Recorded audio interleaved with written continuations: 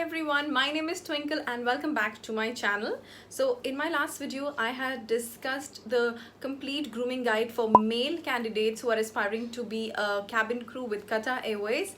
And in this video, I'm going to be discussing every little detail, the complete grooming guide for female candidates who are aspiring to be cabin crew with Qatar Airways or any other Gulf airline. So if you are one of those female candidates who are looking to give a video interview or an open door assessment day, then you must watch this video. Now, if you've seen my previous videos or if you've researched about Qatar Airways, you must know that the airline is very particular about the grooming standards and how particular they are about their cabin crew being perfectly groomed, because not only are you the brand ambassadors of the airline, but also you're the first impression, you're the face of the airline who is going to interact with customers at all times, and you need to be perfectly groomed at every given point of time. Therefore, there is a very strict guide that Qatar Airways follows, and I'm going to give you an insight about what are the expectations of the airline with regards to the grooming that they expect from the candidates who are going to appear for their interview. Therefore, in this video, we will be discussing about the hair care, the skin, the kind of makeup, the kind of professional business attire, the kind of accessories, things you're supposed to do and things you're not supposed to do with regards to grooming when you go for an interview. So without any further delay, let's just jump into the video. So the first thing that I would recommend you is to have a nice shower, wash your hair, and so that your hair is dandruff and oil free. Make sure they're nice and clean. However, personally, I would wash my hair a day prior, because if you wash your hair on the day of the interview, they tend to become very dry and fluffy, and it is a little bit of a task to put them in a style, and it is difficult as compared to the hair which is one day old, because they release natural oil and it becomes comparatively easy for you to style your hair. So that is something that I would suggest you to do. However, if you think that you need to wash your hair on the day of the interview and you're okay with it, you can manage them, you have smooth, silky, the best hair in the world, you can go ahead and do that. The second thing that I want to tell you is make sure that when you're styling your hair, you tie them in a bun or a French twist, and make sure that they're away from your face. Nothing is onto your face. When you're tying them, it's up to you that you want to put a side parting or you want to pull them back. My personal recommendation to you would be that if you have a smaller forehead, then you should be putting them, like, pull them back behind. There should be no partition. However, if you have a broader forehead, then you can go for a side partition as well. It's just the recommendation. If you think that you need to do otherwise, it's all up to you. Go ahead and do what you feel like. Talking about the length of the hair, the thumb rule is that if your hair length is below the shoulder, then they come under the category of long or medium hair, then they need to be tied. They mandatorily need to be tied in a bun or a twist. However, if you have shorter hair, then it is up to you to keep them open, or you can also tie them in a bun. My recommendation would be to always tie them in a bun, so then you don't have to worry about always you keep touching your hair or putting them back. So they kind of act as a hindrance, and it's also not professional.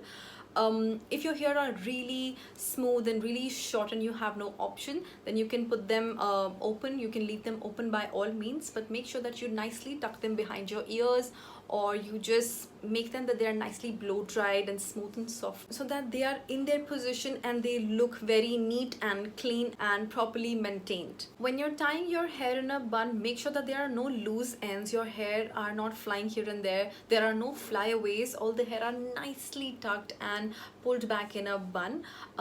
Also make sure that there are no hair behind your neck, like you pull all of them and nicely spray them and secure them so they look really professional. Talking about the hair color, if your hair is colored, then make sure that your hair color is maintained. It is either a shade darker than your hair or either a shade lighter. It should not look very different from your natural hair color. Also, make sure that your hair is maintained. You do not require a root touch-up. If you have any grays, just make sure that they are nicely done before you go for the interview. Make sure that you do it in advance so that it gets settled down with your natural hair color. Also, if you have any blondes or different kind of colors like blue, reds and all these sort of things, either you hide them or conceal them properly before going, or just get them get them sorted, get them of your natural hair color, because this is not counted professional if you're going for a cabin crew interview. So you better take care of these things before you go for an interview. Now, talking about the things that you need to take care, which is not allowed is or not count as professional, would be that you should avoid making any braids or twisting your hair while you're making any buns. Also, when you're putting hairspray or gels to your hair to kind of set them up, make sure that you use the quantity to minimum and make sure that it looks a matte finish. Don't over gel your hair, don't put heaps of product on your hair and pull them back so they look like wet or oily. That doesn't come under a professional appearance. Another thing is, if you have fringes, that is perfectly fine, but make sure that they are maintained, they are not overly full, and they suit your face cut, and also that the fringes are not coming below your eyebrow. It should be above your eyebrow. That is how it is. Now, hairstyles or things that are absolutely not permitted is putting your hair in a ponytail, having very curly, unruly hair which are left open, shabby hair, frizzy hair, or hair which are not like looking really neat or clean is something which is a big no-no. Apart from that, if you have short hair, do not indulge in having haircuts like those very famous Rihanna haircuts, or uneven haircuts, very close cut hair wherein your scalp is visible. Things like that is not at all acceptable. Also, when you're putting your hair in a bun, something very important is accessories. Things like bobby pins, u-pins, hairnet needs to be of the closest color of your hair. If it's black, go for black. If it's brown, use a brown one. However, don't use the opposite things. They look really shabby and they count as well. Try and use minimum to minimum accessories. There shouldn't be a situation where you have a lot of u-pins and pins and unnecessary tic-tac pins, different kind of pins, different color of bobby pins are visible. That is very, very highly unprofessional. When you tie your bun, make sure that the height is not very high. It is somewhere in the middle, like in the level of your ear. Let me know if you want me to make a video on how to make a perfect bun before you go for your cabin crew interview, and I'd love to do that for you guys. Put it down in the comment section and let me know. Now, coming on to the face, before we jump into the makeup essentials, let me give you an insight about the skincare, the kind of skin they're looking at. Now, something really important that I want to bring into your attention is putting a lot of makeup, a lot of products on your face in a day is not going to bring that glow or flawless kind of really hydrated skin. That is a process, or that is a long process, that is a daily routine which needs to be followed by everybody. Therefore, I would really highly recommend you to have a CTM routine, which is cleansing, toning and moisturizing your skin regularly, and also exfoliating them once in 7 days or 10 days depending upon your skin type. So when you actually put makeup on it, or when you put your moisturizer on it, you apply makeup, it blends easily, it sits on your skin really well. So there is a routine that you really need to have apart from eating and drinking good and exercising regularly. So this is something that you should start. If you haven't done it yet, please start doing it, so that on the day of the interview your skin looks good and glowy from within. So when you put makeup or external products on your skin, they really look nice, they sit nicely, and they give you a well balanced look. Having a routine will not just help you with the application of makeup, how it looks on your face, but also will prevent the problems like pimples, acne, or open large pores. Such things, they even grow more worse when you start putting makeup on your face. So also having a CTM means cleaning up your skin really well after applying makeup. So if you haven't developed all such habits as of now, then I would highly suggest you to start doing it now and make it a habit. Indulge into things which will help you in the long run. So for the day of the makeup, make sure that your skin is well hydrated, well moisturized before you put on a lot of makeup on your face. If you have a few pimples, a few acne scars, make sure you conceal them really well. However, do not try things which you haven't tried before. For example, if you haven't tried bleaching, or you haven't tried any DIYs at home and you think overnight things will improve, don't go ahead. They might turn around, and you might have things which you don't want to have on the day of your interview. So if you want to try some of these, any of those DIYs, or even if you indulge in things like bleaching your face, do it 2 days or 3 days prior, so that you don't have surprises on the day of the interview. Now when you actually start with your makeup, I would recommend, if you ask me, to start with your makeup before and then go on to your hair and then attire.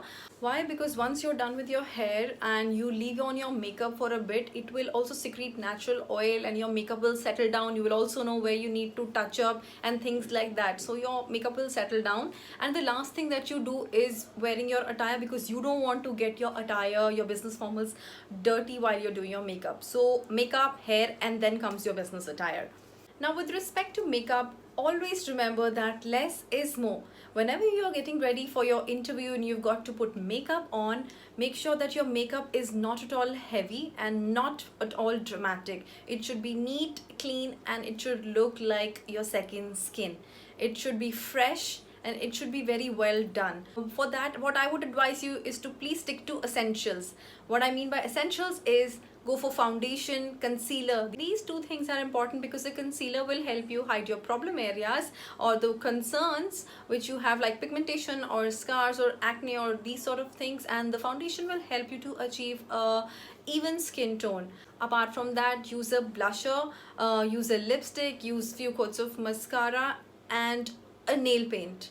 These are the things that you will definitely mandatorily do with respect to makeup for this interview. However, if you know how to do makeup, you can also go for a little bit of bronzer, little bit of highlighter. Don't overdo it, because first of all, it's a day interview and you don't want to look overly glamorous. Keep your makeup as matte as possible.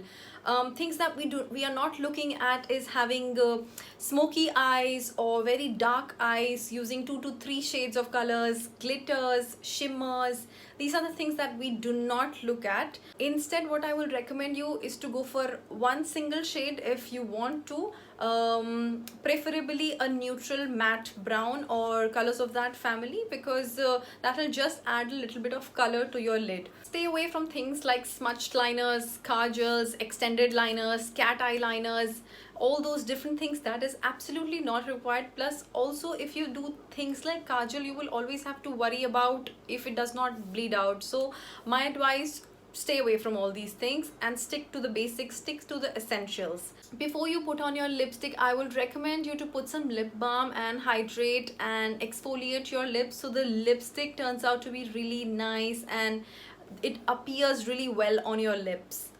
For the colors, I would recommend you is to go for deeper colors like burgundy, deep reds, deep maroons. Do not put any nude colors or very soft or peach colors. Qatar Airways expects you to put red color on your lips. They really like it, and this is something which you're going to wear for the whole of your tenure if you get selected with Qatar Airways. So might as well just practice it from now on.